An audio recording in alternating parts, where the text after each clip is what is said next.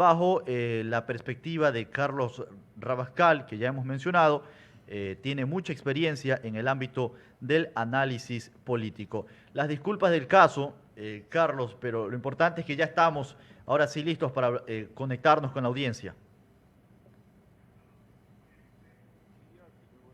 A todos los hermanos y hermanas de la libertad.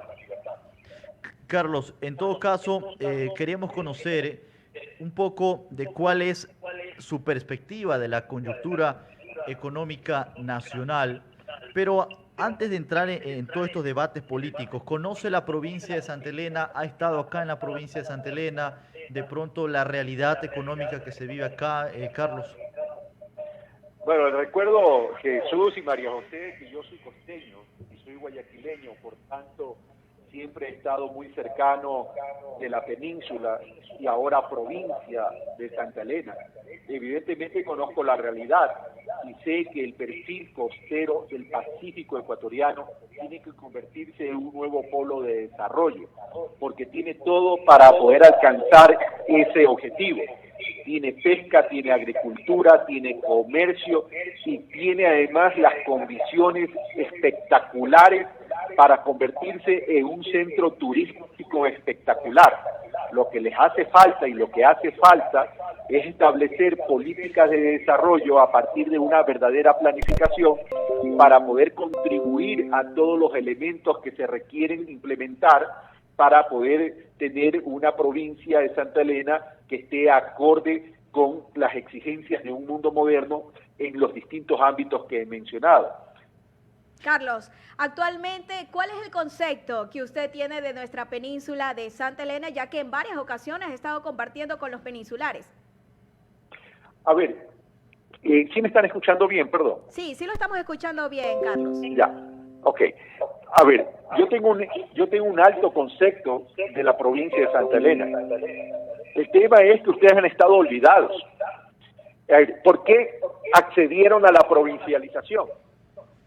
Porque ya antes no había los recursos, claro, no se distribuían los recursos adecuadamente. No se distribuían los recursos adecuadamente, no les llegaba de forma oportuna. Pero hoy, igual que son provincias, al igual que el resto de las provincias, de las 24 provincias, tampoco les llegan los recursos. Si hoy por hoy el Estado ecuatoriano, a través del gobierno central, a las 24 provincias, a las 221 municipios, les deben más de $1.000 millones, más de 1.100 millones de dólares. Y el gobierno de que hace poco transfirió 134 millones, de los cuales 84 millones es para 221 municipios. Esas son las cosas que tenemos que cambiar, porque no se trata de ser provincia, se trata de tener autonomía. Es decir, por eso yo propongo una regionalización con autonomía, desde la planificación, desde la economía y finanzas, y desde la competencia de establecer normativa y legislación territorial. Si nosotros logramos enganchar todo ese perfil costero del Pacífico, tenemos un gran potencial, pero lo tenemos abandonado. Se decía que la península de Santa Elena era el granero de América durante muchos años, y durante muchos años ni siquiera hemos sabido hacer esa tarea. Es decir, ahí tenemos para que el Ecuador encuentre un nuevo pilar en el desarrollo de la República. Carlos, ahora sí ya lo escuchamos vía Zoom, ya ahora sí. ¿Apago el teléfono? Sí, por supuesto. Por supuesto, muchísimas gracias en todo caso por la deferencia. A pesar de lo accidentado que pudo haber sido al inicio de la entrevista, lo importante es que ustedes tienen la culpa. Seguramente tuvo una incidencia aquel señor que se estaba fumando el pito. De pronto puede ser que está haciendo por acá controles, ¿no? Llegaron los efectos colaterales. Bueno, en todo caso, qué bueno contar, Carlos, con su criterio en el tema del análisis. ¿Y qué tan difícil puede ser, para las nuevas administraciones que ya se viven acá, los alcaldes, de asumir esta responsabilidad de hacer crecer económicamente a la provincia de Santa Elena? ¿Qué tan difícil puede ser? Porque hablan de administraciones de pronto endeudadas, usted menciona el gobierno nacional no ha hecho los aportes necesarios. ¿Será que pueden cumplir y terminar con todo lo que se ha anunciado en infraestructura, en mejoras de obras, Carlos, según cómo se ve la perspectiva del país actualmente? A ver, en manos de este gobierno no va a pasar nada, o mejor dicho, se suspendieron cadenas de producción, empleo y pagos. ¿Qué significa que se congele cadenas de producción, empleo y pagos a nivel mundial? Significa que si no puedo producir, no puedo vender. Y si no puedo producir y no puedo vender, no puedo facturar. Y si no produzco, no vendo y no facturo, no puedo tampoco pagar ni cobrar. Entonces, en estos momentos donde el mundo está complicado, tiene una incidencia mucho mayor en los países emergentes. ¿Qué son los países emergentes? Los países que no son desarrollados, sino que están en vías hacia el desarrollo, como el Ecuador. Entonces, ¿qué pasa con el de los económicos y productivos para no tener esa dependencia exclusiva del petróleo? Y con esto no estoy diciendo que mantengamos el petróleo bajo tierra. Lo que estoy diciendo es que en paralelo a ese modelo construyamos otros nuevos modelos. Y esos otros nuevos modelos nacen desde lo interno, nacen desde la protección de la economía nacional, desde la protección de la producción nacional para asegurar el empleo. Si yo no tengo producción nacional y no tengo trabajadores que tengan ingresos, entonces estoy afectando a los dos principales dinamizadores de una economía local. Si no hay trabajo, no hay producción, pero si no hay producción, tampoco hay trabajo.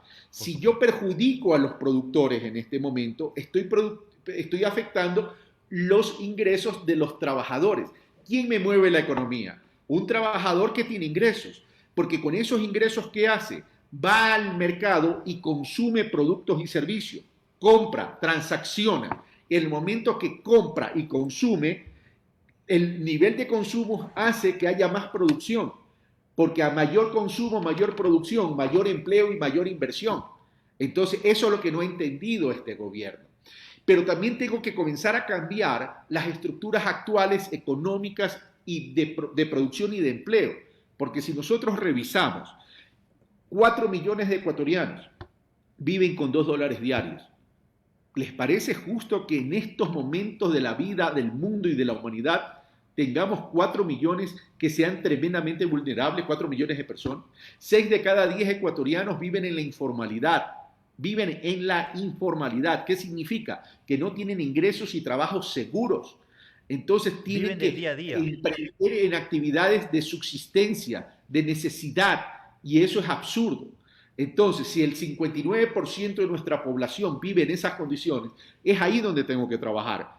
¿En dónde? En la ruralidad, en el sector agropecuario, agricultura, pesca, acuacultura. Necesito trabajar en el sector agroindustrial, necesito trabajar en sectores de turismo, pero todo eso tenemos que hacerlo que nazca desde los territorios, porque el hipercentralismo es lo que nos ha afectado y coartado las posibilidades de desarrollo. Efectivamente, y una de las cosas que hemos visto, por ejemplo, del gobierno nacional actual, es que ha sido muy dependiente, en este caso, de lo que arrojan los valores del petróleo. Es decir, solo lo que sale del petróleo serían los recursos del país, por decirlo de alguna manera. Cuando cayó el petróleo en la época ya en esta época actual de la pandemia, el Ecuador económicamente la vio muy difícil por parte del gobierno nacional. Hay otras estrategias que usted evidentemente nos está mencionando, que deberían desarrollarse aún más. Claro, por eso yo hablo de la economía social y solidaria a partir de los conceptos de asociatividad, rescatando el sistema cooperativo. Miren, Jesús y María José, a ver, aquí no se ha inventado la pólvora. Cuando a los asiáticos le dijeron cómo así fueron hacia el desarrollo, ellos contestaron, es porque aplicamos la tecnología de lo obvio. ¿Y qué es la tecnología de lo obvio?, le preguntaron. Imitar, igualar y superar. Miren, el porcentaje de agricultores asociados a cooperativas de producción en el Ecuador promedio es apenas de 15 personas.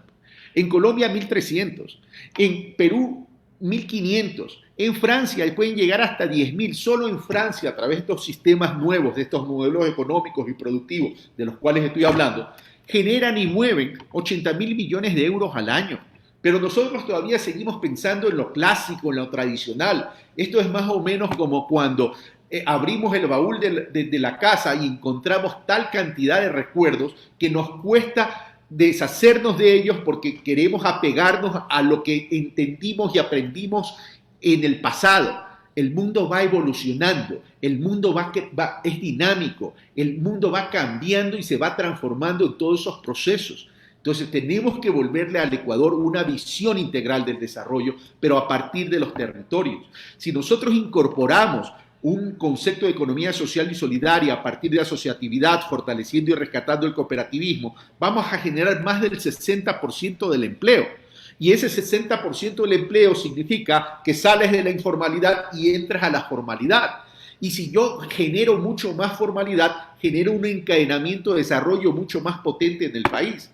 Solo estas desvinculaciones, despidos que han existido entre enero y junio de este año, que son 286.000, no solo afecta el presupuesto de las familias ecuatorianas, no solo afecta una contracción de la demanda, es decir, del consumo en la economía, sino que adicionalmente debemos entender que estos problemas generan otros problemas colaterales, como una afectación a la seguridad social de $30 millones mensuales.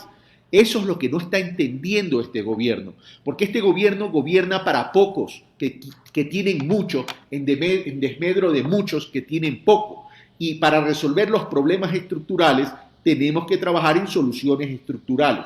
Ya es hora que el Ecuador comience a cambiar su pensamiento, comience a cambiar su visión. Carlos, le iba a consultar sobre si esta es la receta, por decirlo de alguna forma, para dar en algo la solución o para dar la solución completa de lo que necesita económicamente el país. ¿Por qué el gobierno no la toma? Y bueno, usted daba a entrever que el gobierno gobierna para pocos y no para muchos. ¿Puedo entender que esa sea la respuesta, Carlos?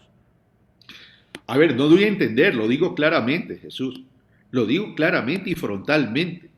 Este es un gobierno insolidario. Este es un gobierno que solamente atiende a los intereses de unos pocos, como los tenedores de los bonos soberanos, como atiende los intereses de la banca.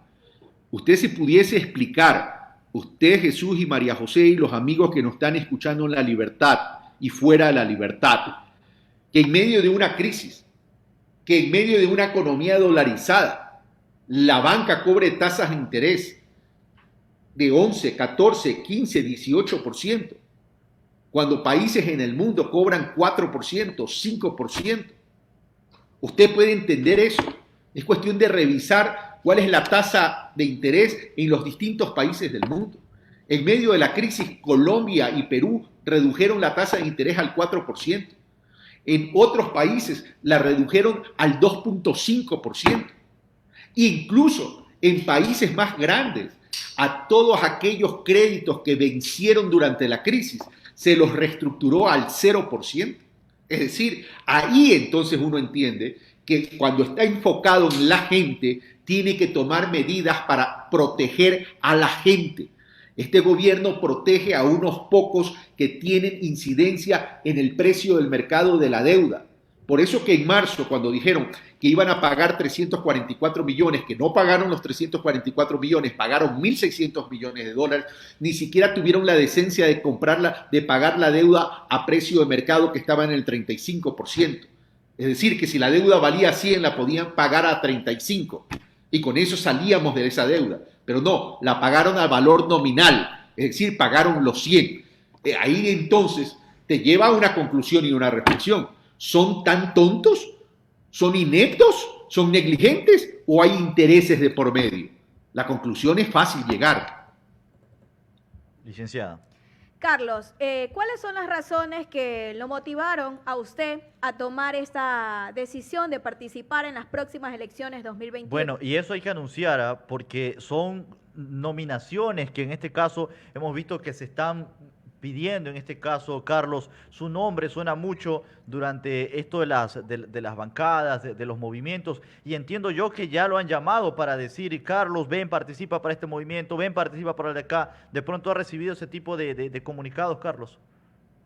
Sí me han buscado, no puedo decir que no. A ver, cuando yo me retiro del periodismo hace 3 años, me comienzan a invitar movimientos y organizaciones sociales de distintas provincias, para que vaya a dictar conferencias, para que vaya a participar en conversatorios, etc. Y a partir de esos recorridos, pues comenzó a surgir la inquietud de parte de estos movimientos y organizaciones sociales y ciudadanas para que yo pueda ser un candidato a la presidencia de la República para estas elecciones del 2021. Yo, la verdad, les tengo que confesar que no estaba en mis planes. No estaba en mis planes porque incorporarse en la arena política es perder la privacidad, la tranquilidad, descuidar la empresa, y para que después el día de mañana todo el mundo le escriba insultando o no insultando, de pronto ahí me voy a encontrar con el señor que se fumó el pito y me vaya a decir algunas otras cosas. En todo caso, lo fui pensando, y hasta que un día fuimos a recorrer la provincia de Manabí, a lo más profundo de Manabí, fui con mi esposa, y mi esposa me dijo algo que hizo que yo tome la decisión. Cuando uno le pone rostro a la desesperanza y a la angustia, el esfuerzo vale la pena. El esfuerzo y el sacrificio vale la pena. Yo no puedo quedarme inmovilizado frente a lo que estoy viendo en el país. No puedo quedarme inmovilizado frente a la persecución, frente al deterioro, frente al incremento de la pobreza, frente al incremento del desempleo, frente al incremento de la inequidad. Y tomé la decisión, pero yo puse una condición y les dije, a ver, aquí lo que tenemos que hacer es unificar una tendencia ideológica que sea la que ponga al ser humano por encima de todo. Y esa tendencia ideológica que pone al ser humano por encima de todo es el progresismo. Y si lo quiere, es la construcción de sistemas de equidad. Entonces, acepté ir ahí. Y dentro de ese caminar se han ido uniendo algunas organizaciones políticas y ciudadanas y se converge en la Unión por la Esperanza. Yo soy un precandidato más. Hay otros nombres. Y dentro de esas precandidaturas habrá que escoger a quién vaya a representar al progresismo en las elecciones. Si soy yo, tengan la firme creencia que voy a dejar todo para sacar al país adelante. Y si no soy yo, voy a apoyar a esa unidad del progresismo.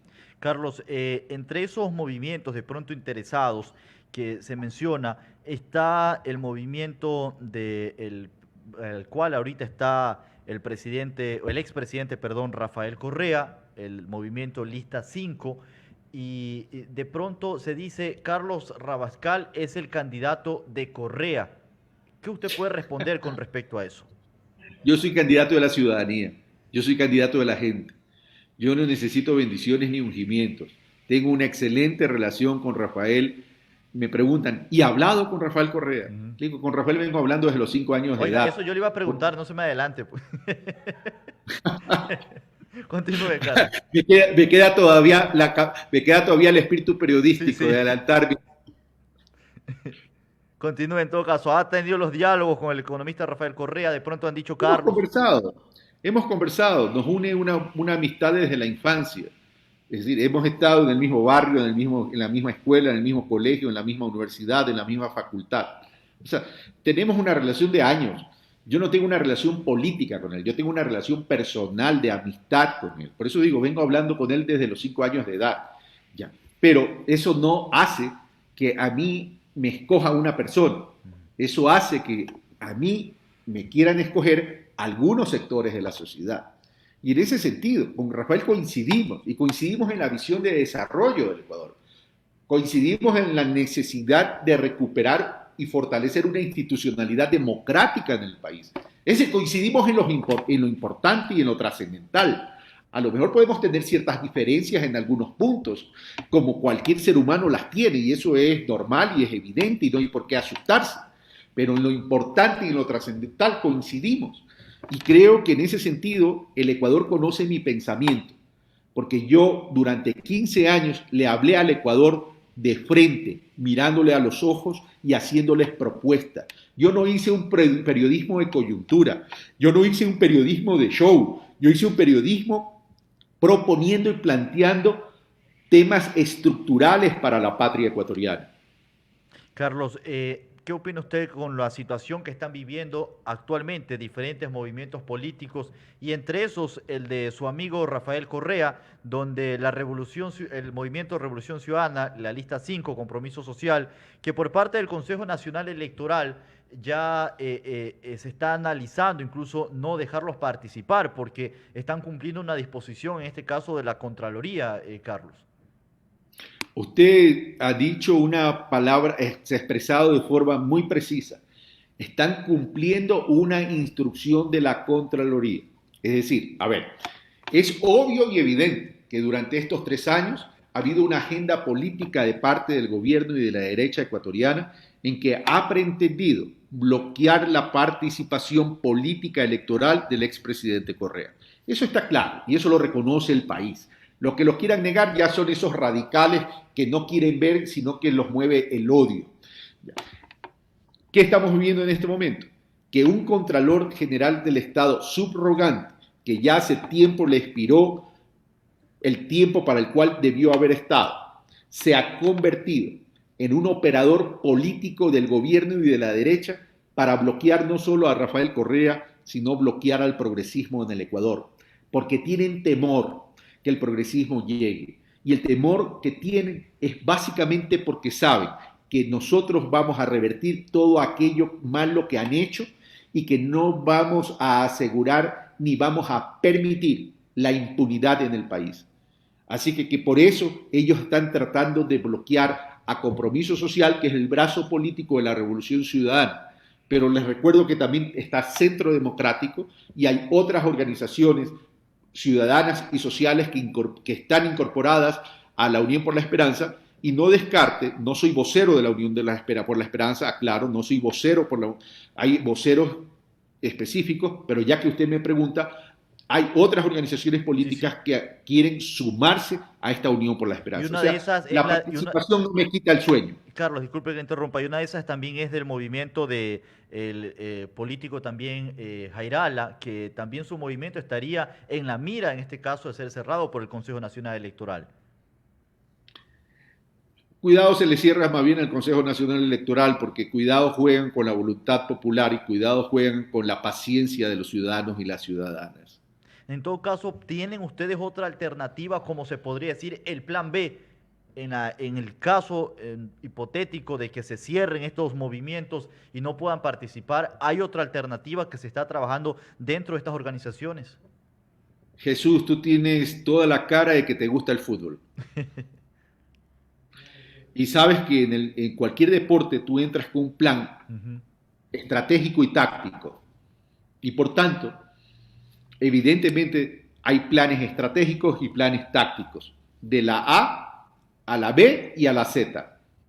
Pero como comprenderás, eso no se puede en estos momentos. Son estrategias. 8:47 minutos, 8:47 minutos. Bueno, en todo caso, esperemos que la situación mejore, porque para el miércoles, es decir, para mañana, ya estarían el plazo vencido para que estas organizaciones presenten ya las justificaciones o los descargos necesarios para que puedan ver si el movimiento continúa o no. Se habla de las firmas y bueno, son procesos que ya deben, en este caso el Consejo Nacional Electoral, responder con los movimientos.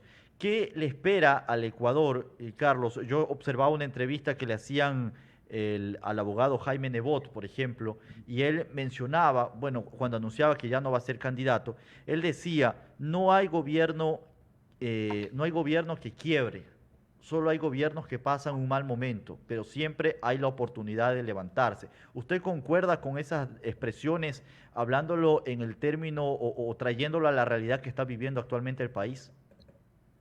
Yo no me voy a referir a gobiernos ni a lo que ha dicho el abogado Jaime Nebot, pero sí me voy a referir para la ciudadanía y le voy a hablar a la ciudadanía. El Ecuador está pasando momentos muy críticos.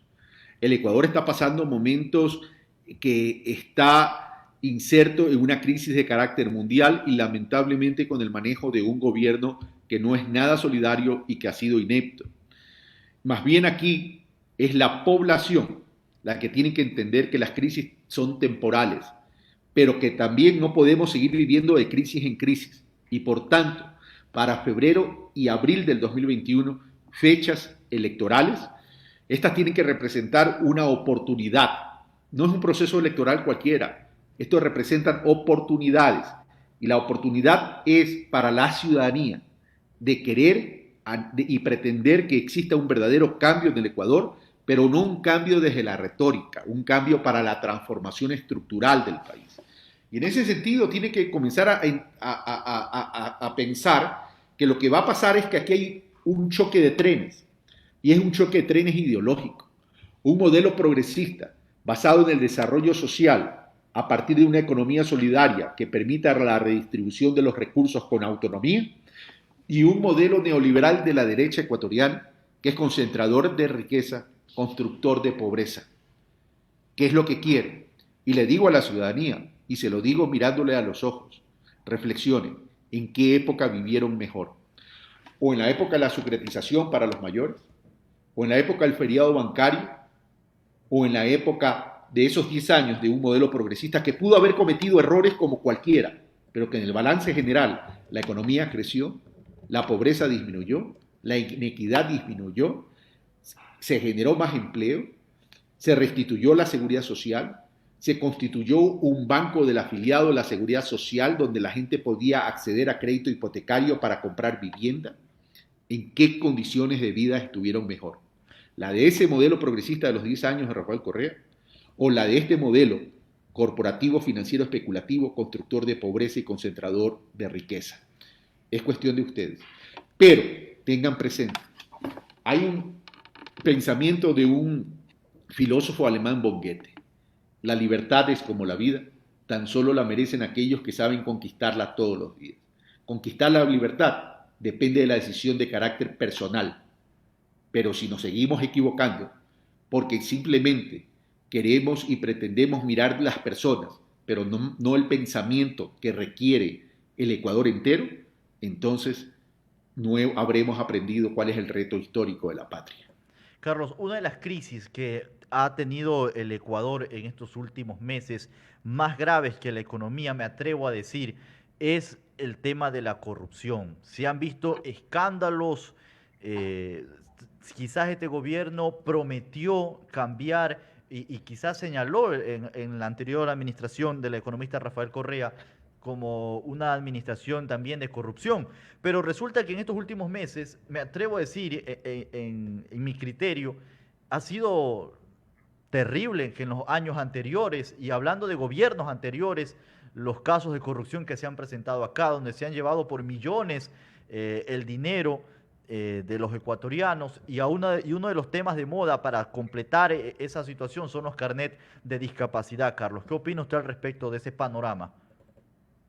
Que a la corrupción hay que combatirla con voluntad, decisión política y acciones. Este gobierno dijo que iba a emprender una cirugía mayor contra la corrupción. Ahora comprendemos por qué no lo hizo. Si se robaron ellos mismos hasta el bisturí. Así de sencillo. ¿Cómo podemos, Carlos, hacer que la ciudadanía confíe nuevamente en la política? Porque la gente ya no califica con estos casos que se han presentado al político como político, que es la política es compromiso social, sino que dice politiquería. Ahora los califican como los politiqueros. Entiendo muy bien, los comprendo y les doy la razón. A ver, yo no soy afiliado a partido político alguno, y tú, Jesús, lo sabes, y María José no sé si lo sepa, pero también lo debe saber. Yo no he participado en política, yo estoy incorporándome a la arena política, porque casualmente quiero cambiar eso. Casualmente quiero construir una nueva pedagogía de hacer política, porque yo sí quiero el cambio para la transformación, no solo en lo económico, no solo en lo social, sino también en lo político.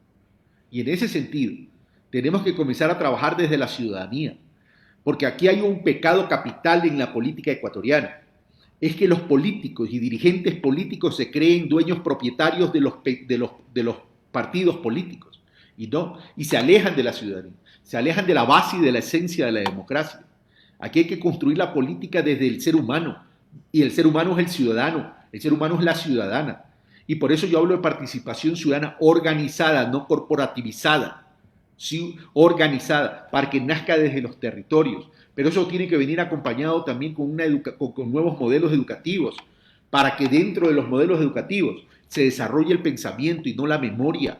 Y ese pensamiento tiene que venir acompañado con valores democráticos. Es la única manera entonces de construir sujetos políticos ciudadanos, ciudadanos críticos, para que se involucren y se empoderen.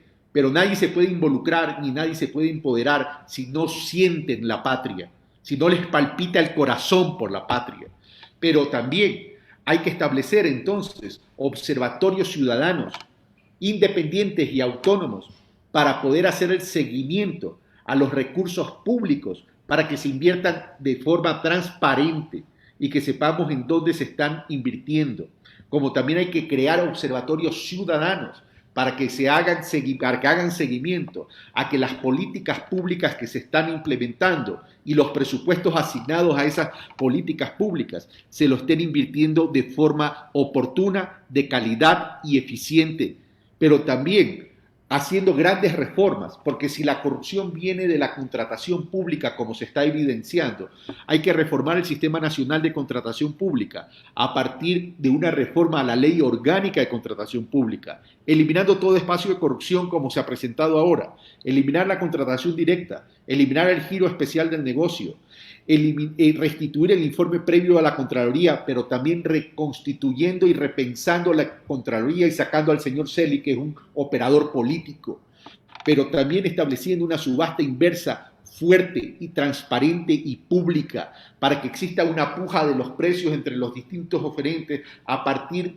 y comparado con el presupuesto referencial con un margen de desviación del 8%, estableciendo un catastro nacional de contratistas públicos directos e indirectos, donde esté su identidad, quiénes son sus accionistas, su patrimonio, su situación y estructura financiera, para poder establecer si el patrimonio guarda relación con contratos que quiere acceder. Cuidado, alguien de $400 de patrimonio quiere acceder a contratos de 20 o 100 millones de dólares. No tiene relación ni lógica.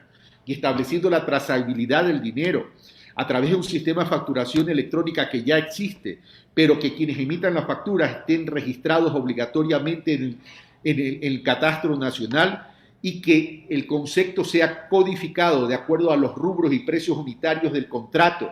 De esa manera sabemos el destino del dinero y a quién llegó y para qué llegó. Podemos monitorear esto a partir de observatorios ciudadanos y en articulación con servicios de rentas internos, unidad de lavado de activos, superintendencia de bancos y compañía, Contraloría y Fiscalía, más otros organismos de control. ¿Y por qué es importante la participación ciudadana?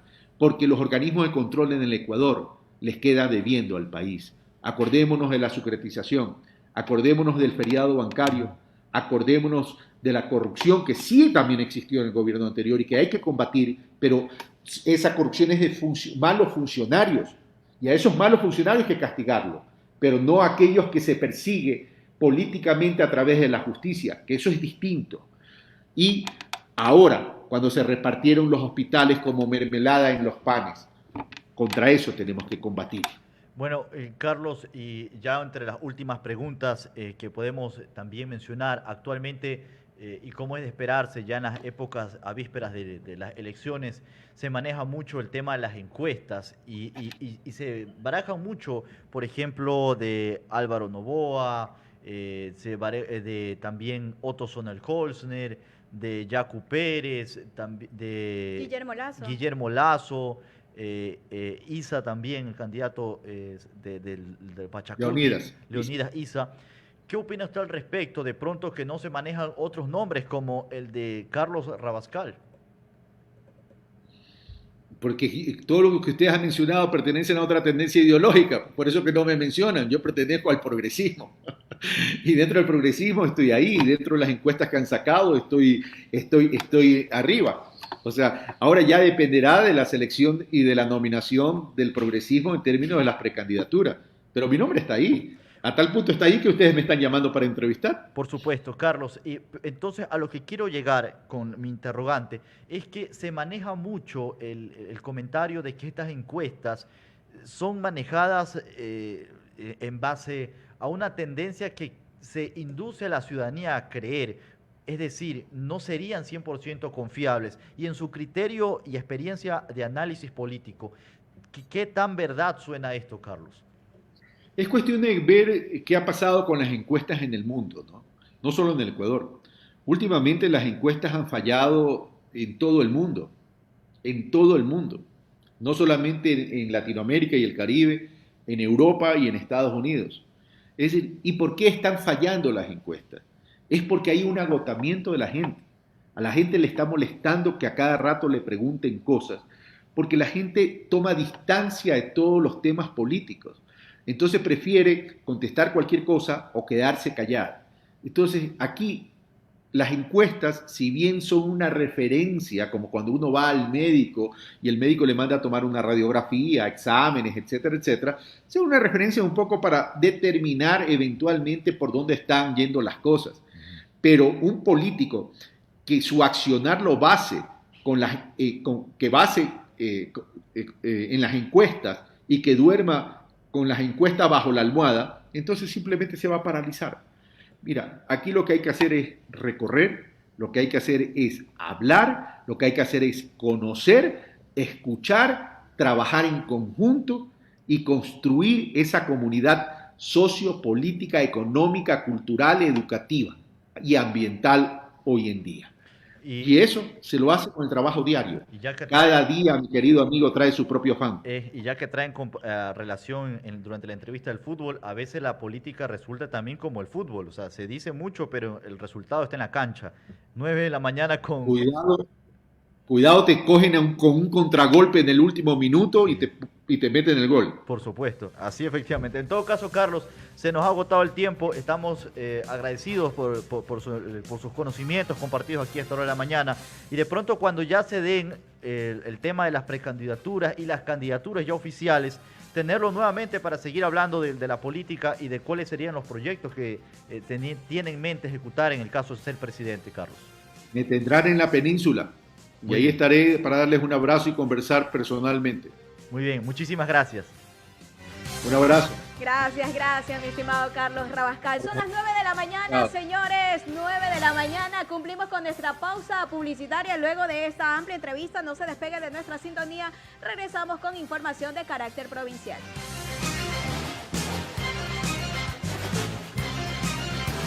Tecla Noticias. Son las 9:01 minuto. Vamos a comerciales con la Tecla 105.7. Inicio de espacio publicitario. El nuevo Chevrolet Onix Turbo presenta verdades. Cuando te dicen minimalista, significa que le falta de todo. Cuando te dicen que un apartamento es acogedor, le faltan metros. Cuando te dicen auto a tu alcance, el auto viene pelado. Es fácil. Si le sobran palabras, le faltan cosas. Pero eso se acaba con el nuevo Chevrolet Onix Turbo que viene con poderoso motor, Wi-Fi integrado, 6 airbags, asistente automático de estacionamiento y más. Nuevo Chevrolet Onix Turbo. No vino a inventar nada, vino a cambiarlo todo. Chevrolet, find new roads. Hay muchas cosas que uno no sabe y tener conocimiento de algunas de ellas podría cambiarlo todo. Los sentidos en las personas ciegas tienen funciones peculiares e interesantes.